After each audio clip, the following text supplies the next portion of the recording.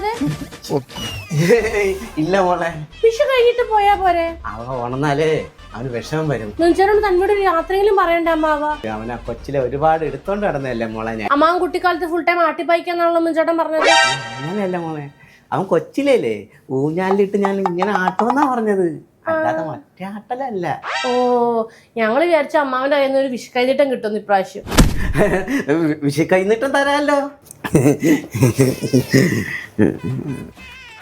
ഇതെന്റെ മിഥുന്. അപ്പൊ എനിക്കോ? പിന്നെ മോക്ക് തരാതെ പോവോ മാമൻ? ഇതെന്റെ മോക്ക്. തൻവിക്കോ അമ്മാവ? അപ്പൊ തൻവിക്കല്ലേ? ആ, മൊത്തം വലിയ നോട്ടുകളാണല്ലേ മക്കളെ. അമ്മ ഒരു കാര്യം പറയട്ടെ, കൊച്ചുങ്ങൾക്ക് ഈ പ്രായത്തിൽ പൈസ കൊടുത്തുകൂടാ. പൈസ കൊടുത്താലേ വഴിയേറ്റി പോവും. അങ്ങനെയാണെങ്കിൽ സ്വർണം കൊടുക്കാം അമ്മാവ, അതാവുമ്പോ ഒരു നിക്ഷേപാവുമല്ലോ.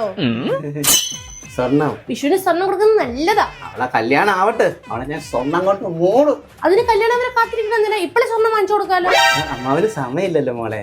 ഇനിയിപ്പോ കടയിൽ പോണം, സ്വർണം സെലക്ട് ചെയ്യണം, വാങ്ങണം. അതിനെന്താ, വീട്ടിലിരുന്ന് സ്വർണം വാങ്ങിക്കാലോ. O Gold ആപ്പില്ലേ? O Gold ആപ്പാ?